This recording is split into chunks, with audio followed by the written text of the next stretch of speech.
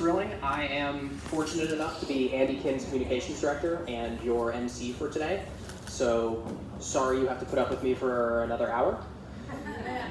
Andy is here with Tiffany Muller, who's the President and Executive Director of End Citizens United, an organization that I'm sure she'll be able to talk about herself.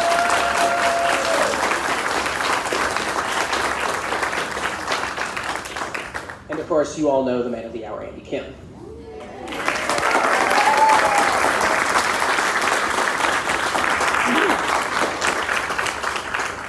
I don't have a whole lot to say other than to sort of set this off. We're going to do this very town hall style. We collected questions beforehand out there that I'm going to rummage through and pick out some really good ones, and we're going to talk about them during the last half hour of the event.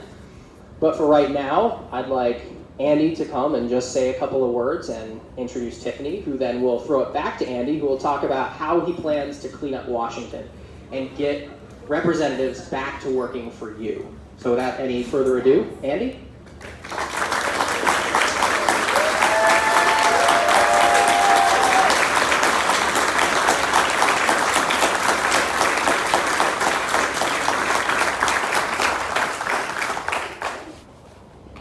Good morning, everyone. Thank you so much for coming on out.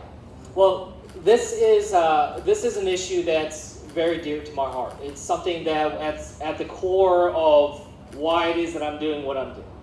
You know, for me, as somebody who's dedicated my career to serving this country and to public service, you've heard me talk about what service means to me and just how important public service is. And what I can tell you is that when I was going through that, when I was working with a top secret security clearance, when I was doing work on behalf of the US government, especially with other countries, I knew that we were holding ourselves to a higher standard. I knew that people who were serving this country understood the responsibilities of representing and supporting the American people. And that was requiring us to be able to take on that responsibility and to be able to hold ourselves to that higher standard, to be able to make sure that we can continue to earn the trust and respect of the American people and be able to do work on their behalf without them having to worry about what our motivations were, what our intentions were, except for what's best for the American people. And that's the way that I approach this. That's the way that I've been thinking my whole career. And I'll be honest with you, when I was thinking about whether or not to run for Congress, the number one issue that I worried about was about big money in politics. The number one issue I worried about was just how corrupt and corrosive our politics have become, and wondering how I'm going to be able to get through that with integrity, how I'm going to be able to be the candidate and ultimately the type of representative I want to be, that you deserve, given just how bad things are. And that's what I spent a lot of time grappling with. And I know I talked with a number of you here and a number of people across this district about whether or not this was something we could achieve. And look, I look down at what's happening at Washington, D.C., and I see all the problems. I see that dysfunction, and it drives me crazy. It makes me disgusted to see what's happening, just how bad our politics have gotten. But why I have decided to do this is the exact reason why I believe many of you showed up here today, which is that we can't give up on this. We can't cede the ground of our government and our politics to the worst of what we hate. And so much of this really has to come down to this election, then 2018, just 43 days away, that this is a time where we can make our mark. This is a time when we can say enough. That the time of big money in politics, the time of corporate special interests cutting to the front of the line ahead of the American people is over.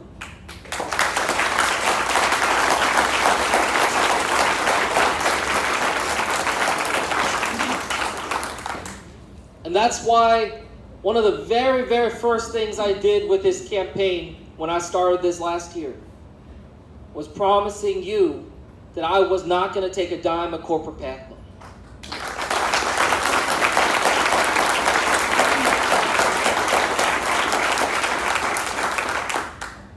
And because of that pledge, because of my commitment very early on that this was a top priority, had the great honor of being able to be connected with an incredible organization called Citizens United. An organization that is dedicated to making sure that we can work across this country to mobilize people and have their voices heard that say, this is not the kind of way our government should be operating. There is a better way. And they have taken a very aggressive and a very tactical and strategic approach, doing everything they can to work with members of both sides of the aisle, as it should be, to try to make sure that we can move forward and have a new generation of leaders that are going to be focused on the American people. And I was very thankful to get their support early on, and I'm very thankful to have them here today so we can have a good discussion and be able to explain what it is and some of the tangible steps that we can take to be able to get our country on a better path. So I want to take a moment to come on out and introduce Tiffany here. Thank you so much. Let's hear it for Andy Kim.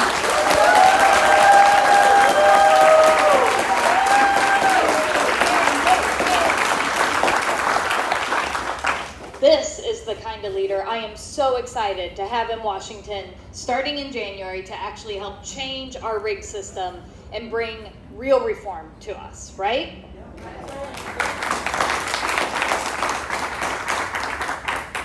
So as Andy said, I'm Tiffany Muller. I'm the president of Citizens United. We are a grassroots-powered organization made up of 4 million members across the country. I'm guessing we might have some members here in the audience. We normally do. You all love our emails, I know it. And we have one mission. It is to get big money out of politics and to give the power back to the people.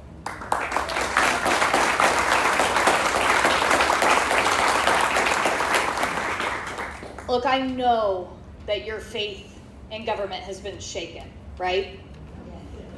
In the 1960s, Gallup started doing this poll, and they would ask people, do you think the American government is working on behalf of all American people or on behalf of just a few big interests? And when they first started doing this in 1960, it was about half and half. Anyone want to take a guess at what it is today? 80-20, 90-10. Yeah, only 7% of Americans think it works on behalf of all Americans. Wow. I actually want to know who those 7% are. All right. Millionaires are exactly who it is. Your mom. Here's what we know. We know that money is setting the agenda in Washington. I was a chief of staff on the Hill. I have seen it happen. I know that we spent more time when we were talking about tax reform, talking about the capital interest gain loophole than we were talking about the mortgage deduction tax or the SALT tax that I know you all, yeah. So look, but there is something we can do about it, and all of you here today are showing that we're gonna do something about it in November. So earlier this cycle, when we were looking around at who was gonna be some of our very first endorsed candidates, it was an easy choice. Andy Kim is a champion on this issue, and he is one of the first who came out and said, you know what, I'm not gonna take a dime from corporate special interests so that you know each and every day that he's in Washington, he's fighting on your behalf, not on their behalf. And that's why we're so excited to have been one of his very first endorsements in this race. And look, that's a big contrast to what we currently have just right upstairs, right? Yeah. Oh, Representative MacArthur. So, let's talk about a few examples.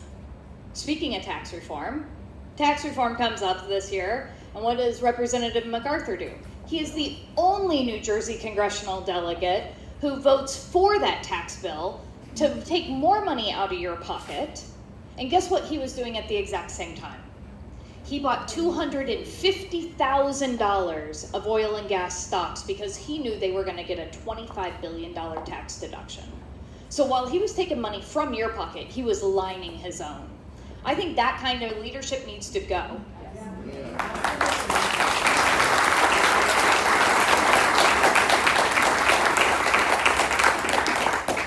And then he actually authored the ACA repeal, right? would have stripped pre-existing conditions, would have stripped young people being able to be on their parents' insurance. And how did he get rewarded? An $800,000 fundraiser with President Trump. That's not the kind of leadership you need, is it? Nope. The kind of leadership you need is someone who is willing to take a stand and to do it not just through getting to Congress, but through every action he's taking right now. Open town halls, not taking a dime of corporate PAC money. That he talks about that a lot, and he should. But let me tell you what he did. He started a movement across the country. Andy Kim was one of our very first candidates this cycle who actually decided to not take any corporate PAC money. There are now over 200 candidates across the country who aren't taking corporate PAC money.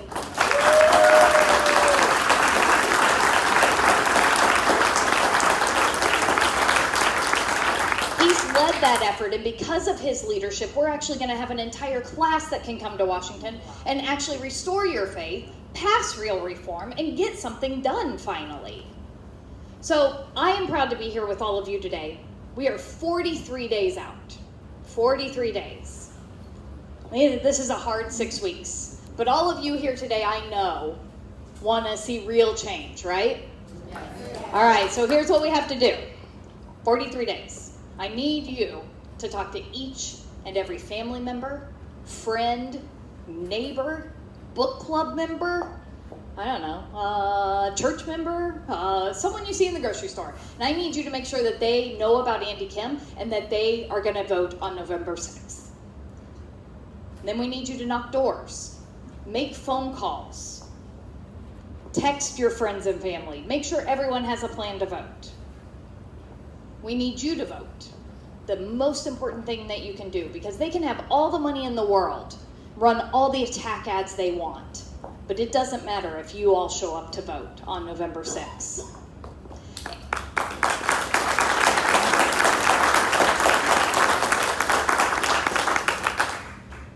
And look, you have one guy upstairs who's being funded by corporate PACs.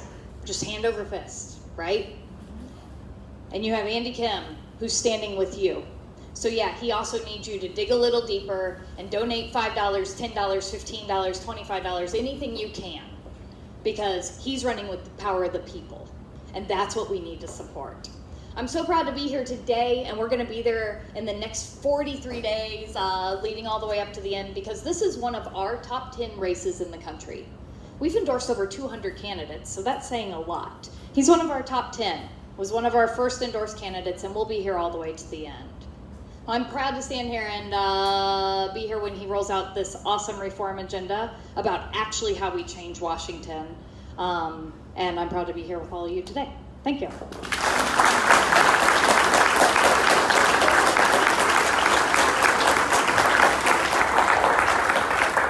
Thank you so much, Tiffany. Thank you so much. Well, I wanted to go through some of the specifics of what we can do, what we can expect of this next Congress, and what you can expect of me. You know, first and foremost, what I promised you before is that it's important that we lead by example.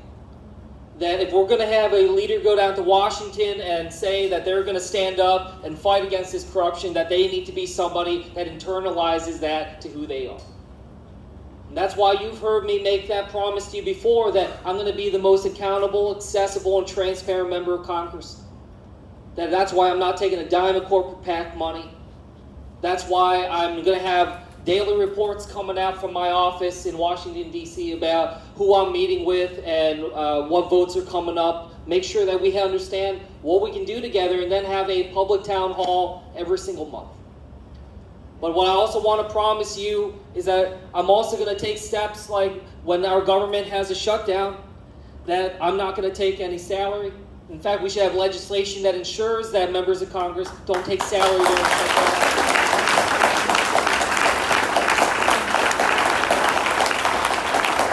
And I say that as somebody who was a career public servant who worked through 2 shutdowns, went to work every single day during those shutdowns, having no idea when my next paycheck was going to be.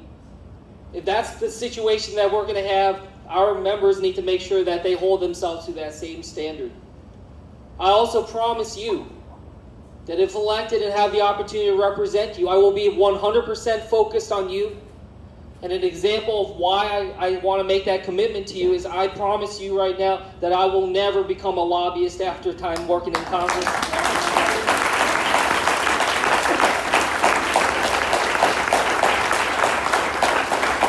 Because too long we see members of Congress in Congress and taking actions that you know are focused on what their next job is.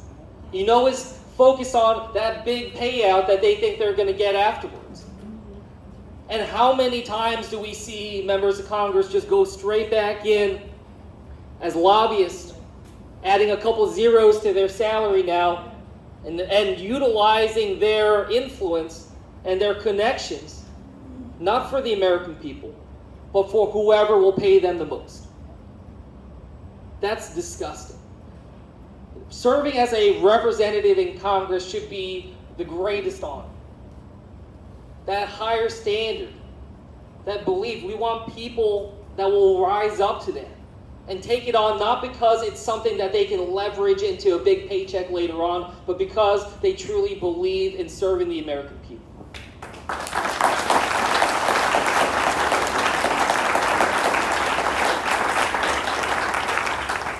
So that's a promise that I make about leading by example. Now, in terms of the problems that we face, they are enormous, and it will take a lot of effort for us to be able to do that. But I promise you, I will dedicate my time to making sure that we can overturn Citizens United, that we can make sure that we get that movement. I support a constitutional amendment. I support efforts that we can do to reduce the influence of big money, dark money in politics. Other steps that we can do is I'm tired of politicians going into Congress and then utilizing that time to work on issues that they think are going to give them the biggest amount of corporate checks.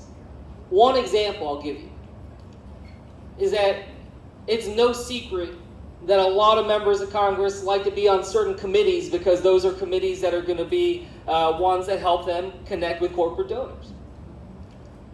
I think that is absolutely disgusting, and that needs to stop. I want to make sure that I can be a champion for legislation that will make sure that members of Congress cannot receive corporate contributions from companies that have business in front of those committees that they serve.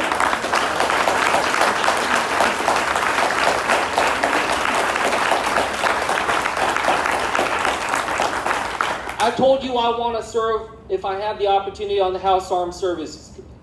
I told you I want to do that because the Joint Base is our largest floor in this district. I, as somebody with a national security background, who's lived on a military base before, think that we can make sure that we can support that base, the jobs on that base, and make sure that the armed servicemen and women at that base and across this country don't get sent abroad, don't get sent into combat unless absolutely necessary for our security. And if they have to, we will give them every support that they need. That is why I want to serve on that committee. While I'm on that committee, I'm not going to take a dime of any corporate money, but certainly not, no member of that committee should be able to take money from defense contractors and other companies that have business in front of that committee.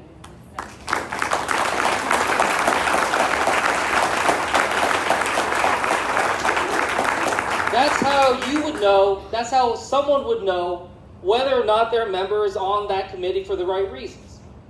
That they truly care about health care and not getting corporate money from the pharmaceutical companies.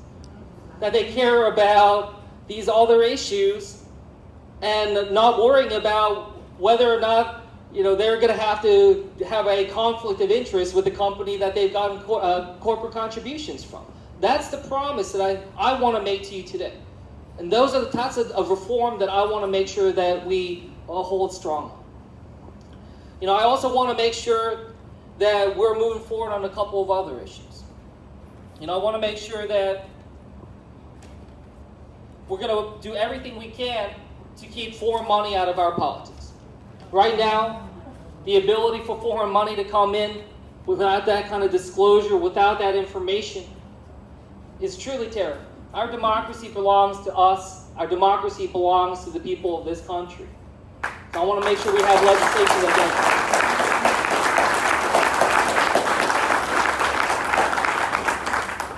One more issue I want to make sure we can really champion, to make sure that you know that your members of Congress are working for you, is that I want to make sure that every single member of Congress, and frankly every single senior government official, is required to put their investments into mutual funds and blind trusts.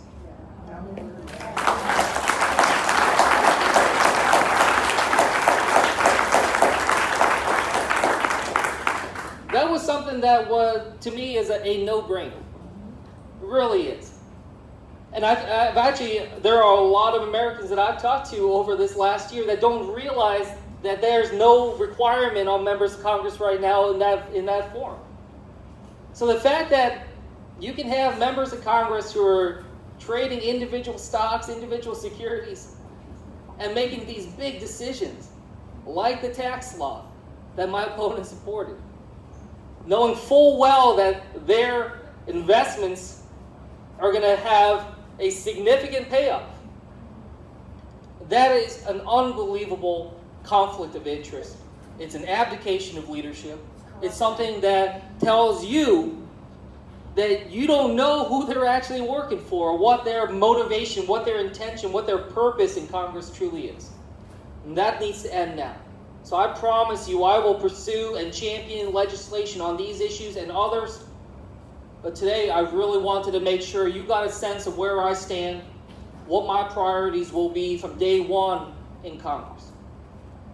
And it can't just be about leading by example, can't just be about getting that politics, the money out of the politics, but it also has to be about other issues that we know are corroding our democracy, are right there intertwined with these problems of big money. You've heard me say before, it can't just be about better policies, it's got to be about better politics, and that also includes ending gerrymandering.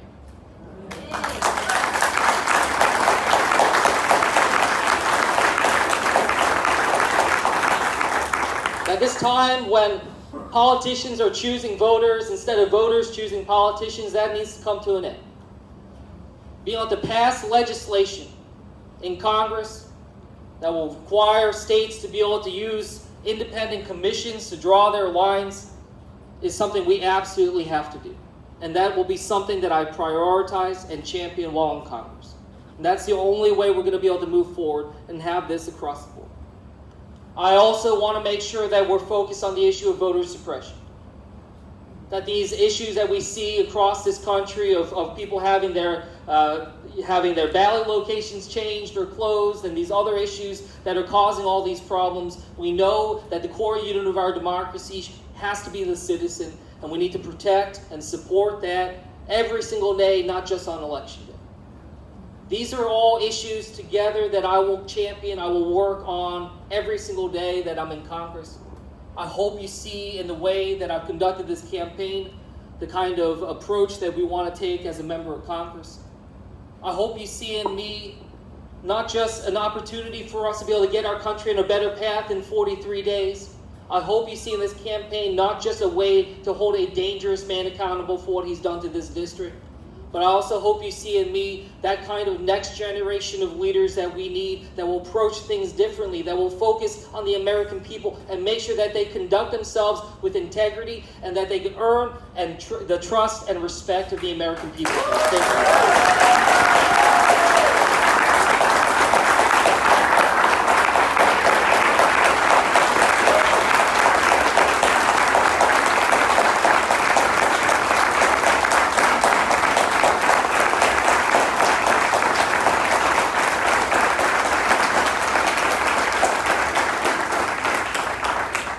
About you, but he's certainly got my vote.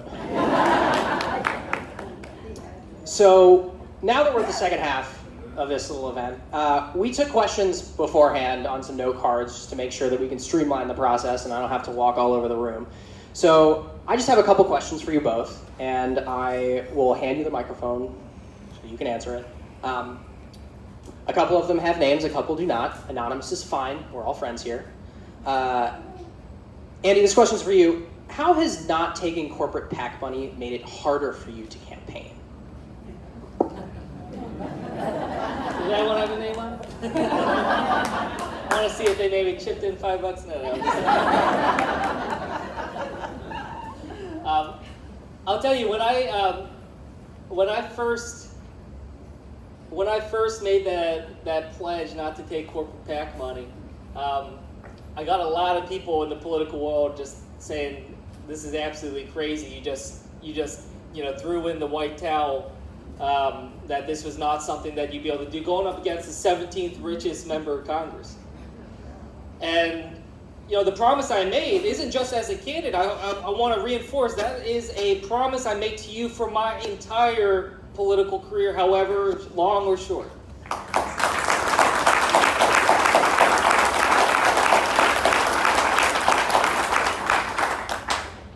And I'll be honest with you.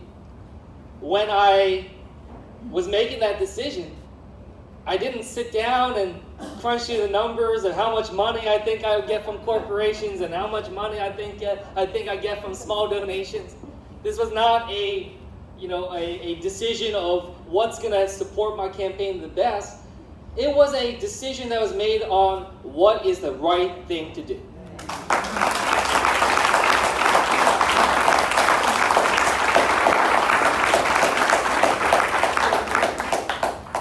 And what I'll tell you is that I have been blown away by the response to that pledge.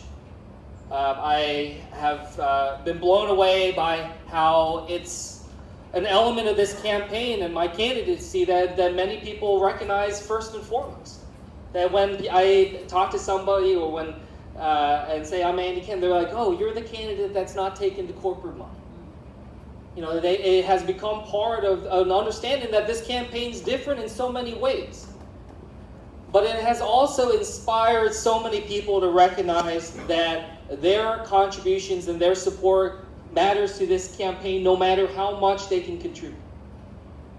I believe it was the Wall Street Journal that listed our campaign as the number 4 campaign in the country in terms of small donations. That's what we do.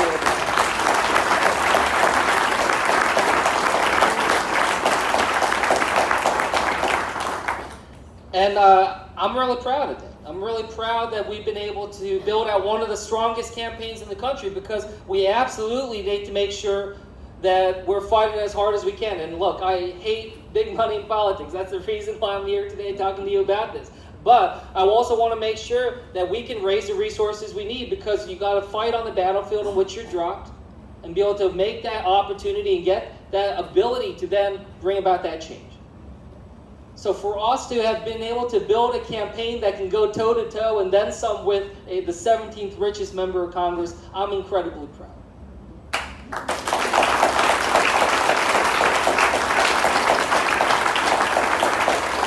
And I'll just end on this one note. The reason we were able to do this, and many of you have either probably helped with or maybe attended one of these, but the reason why we were able to do this is we ran a very different campaign. We ran a campaign focused on meeting people where they're at, going to living rooms multiple times a day, crisscrossing this district, raising it from $5 here, $100 there. People if they weren't sure they wanted to contribute, they would come for free and then decide what they want to do. We ran a campaign that was about meeting the people and having them understand that they have ownership in this campaign as well, that we're all in this together. And that model, I truly believe, is responsible for all the success that we've had so far and for giving us a chance to be able to flip this seat, for being one of the most competitive races. This first time when they named us a toss-up race, I just kept thinking about, look at what we built together. This is what we built. And it's truly amazing, and it all comes down to that element of this is about the people, not about that big money.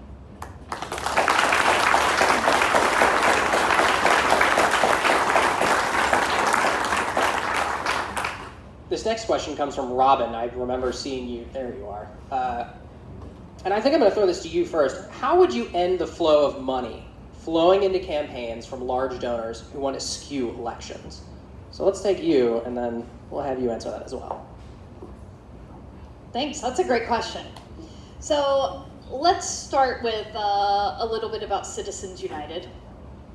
Really awful, disastrous Supreme Court decision that took two really terrible ideas and said speech is money and corporations are people, and it merged them together, and it put a for sale sign on our democracy, right?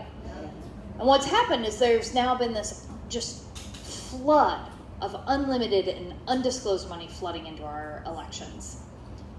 Prior to Citizens United, there was $143 million of outside spending in our elections. That's a lot of money. No one's disputing that. In 2016, that number rose to $1.4 billion, a 900% increase in just a couple of years. So we are in Citizens United, so you might understand from our name, we would like to overturn that ruling, because we don't believe that corporations are people, and we don't believe money is speech. We believe that our democracy belongs to you, the people, and that's what we fight for every day. We can do a constitutional amendment, or we can change the makeup of the Supreme Court and get the Supreme Court to overturn that decision. That's a big thing. Those are both really, really big things, right? And what it means first and foremost is winning back the House and winning back the Senate. Because right now, we don't have the right leaders in place to take the right votes and who will prioritize this. All right, so that's number one. We have to take back the House and we have to take back the Senate. And we're gonna start with the House right here in 43 days.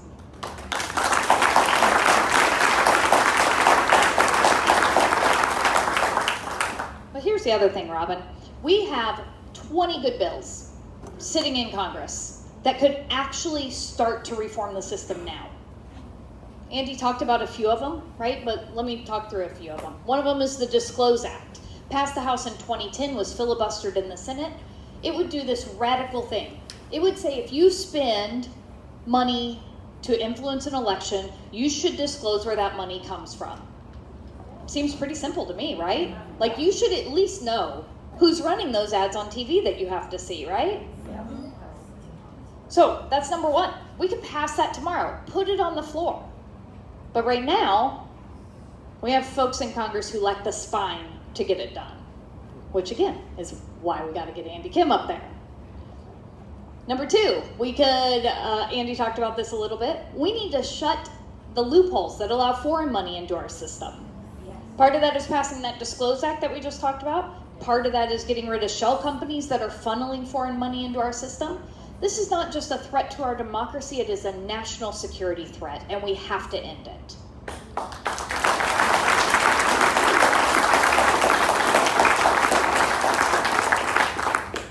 Number three, we've been talking a little bit about what kind of rules we can put around it. We need to fundamentally change the game about who gets to have power. Right now, it's those who write the biggest check get the biggest say. But there's a bill in Congress right now, the Government by the People Act, that would incentivize members of Congress to actually raise money from people, from low-dollar donors. It's an incentivized match that would actually help make sure that folks, instead of raising from PACs and from corporations, are raising from you. And this can actually change the way our democracy is run. So we have to not only put in place rules and do things like strengthen the FEC to enforce those rules, but then we actually have to start fundamentally changing the game too. So those are a few of the ways that I would stop the flow of big money into politics.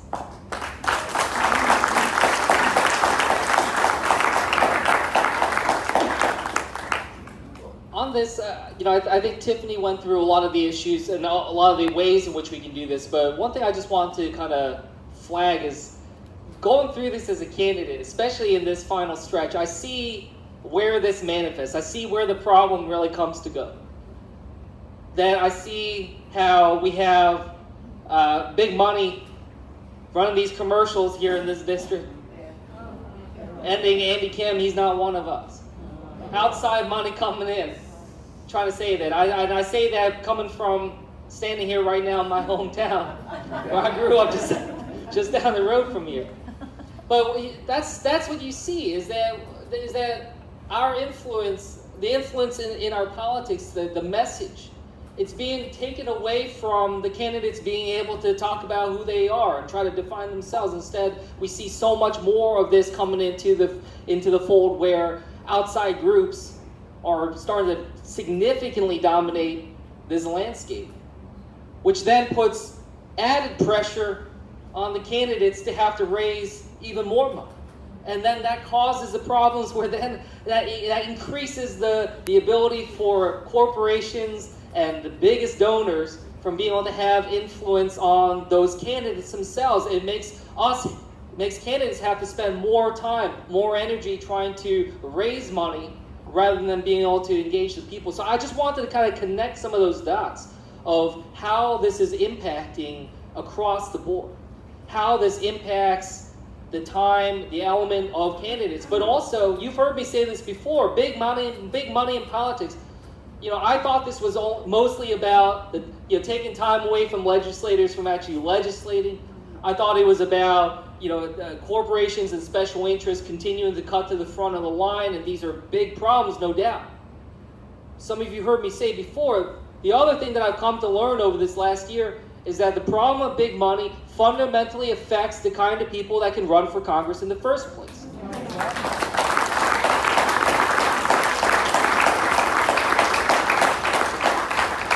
And for me, as somebody who's had a government salary my whole life going up against the 17th richest member of Congress, that is not a typical story that we would see be a toss-up race 43 days before election day.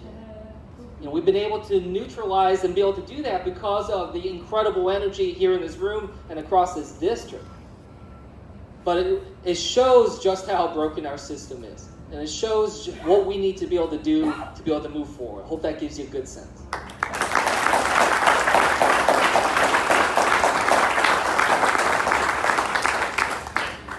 So here's a little nitty-gritty. It's been reported, this is from Susan Panzias, it has been reported that your opponent, Mr. MacArthur, has taken over $37,000 from drug companies who have contributed to the opioid crisis. How do you think that conflicts with MacArthur's role on the Congressional Opioid Task Force?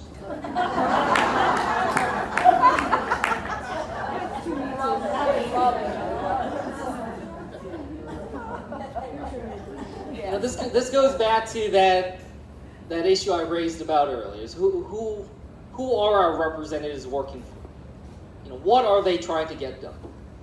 And I've made it very clear my anger and frustration to Tom MacArthur for what he did on healthcare, when he was authoring and championing a bill that would have had devastating cuts to Medicaid, which is our number one tool in being able to address and be able to fight back against this opioid scourge that we are experiencing right now in our country.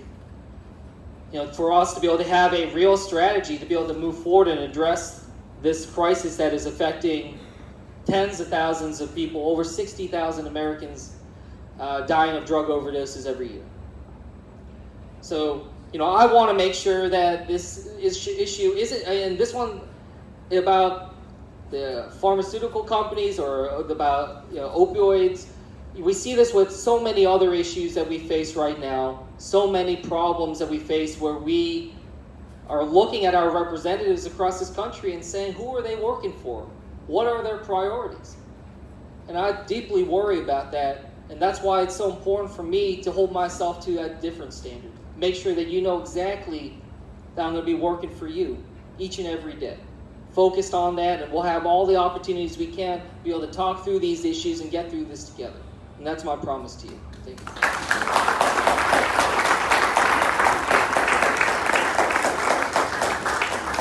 Andy, I've got one more for you, and then we've got to wrap up. And I like this one a lot. It's from Anonymous, unfortunately, because I'd like to speak with whoever this was. This is a great question. Andy, what do you hope to accomplish by pledging not to take any corporate PAC money?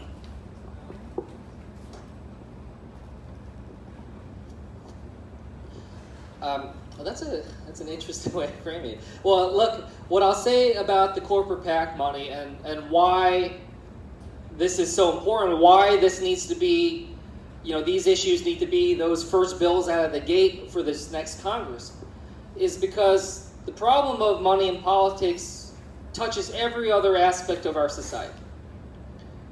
So when you ask me, what can we do to improve our health care? What can we do to be able to help build a fair economy that's going to be working for everybody? What can we do so that we can have real leadership in government that's going to focus in on addressing climate change and be able to get our country on a better path on the environment? What I'll say is that every single element of those comes down to corporate money, comes down to money in politics. That I don't think we can achieve the types of goals that we need, like universal background checks for gun safety, or be able to have real policies that are going to be able to protect our environment and fight back against climate change, or be able to have the type of healthcare that we in this country need. I don't think we can get to that level until we can fix our politics, until we can get the money out of politics and have representatives across this country in all 50 states that are focused on the people, focused on what's best for the American people, and not being drawn into what's best for their donors or what's best for the corporations and the lobbyists that are putting pressure on them. So that's why, for me, I've been prioritizing this so much over the course of this campaign. I see this as so fundamental to everything that we're talking about, everything that we're thinking about, and it's not going to be, what we said before is, we're not going to have good government until we have good people working in government. But we're not going to have good people working in government unless we can fix these problems that are preventing us from having that opportunity to start with. And that's why this issue means so much to me. Thank you. Guys, can we give it up for them one more time?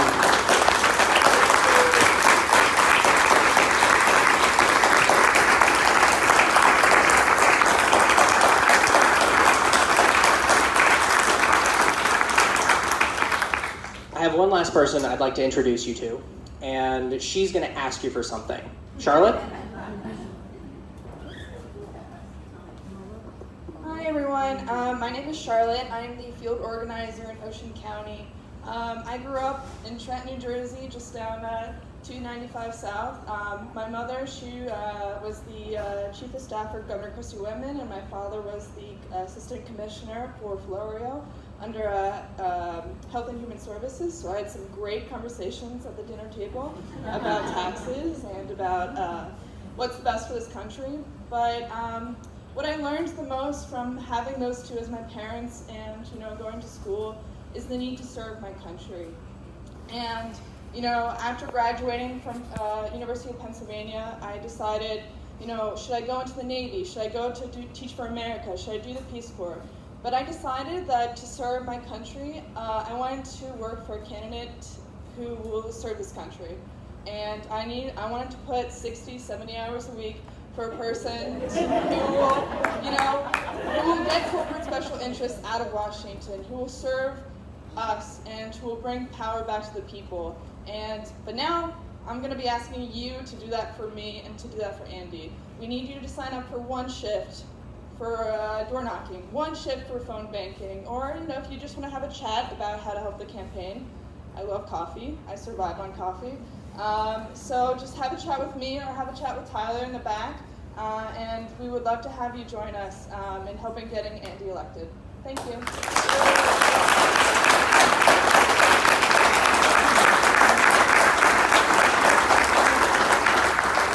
You all have applauded a lot. Thank you very much. One more time before we go, for Andy, for Tiffany, and thank you all so much for being here. Have a lovely rest of your Monday. Thank you.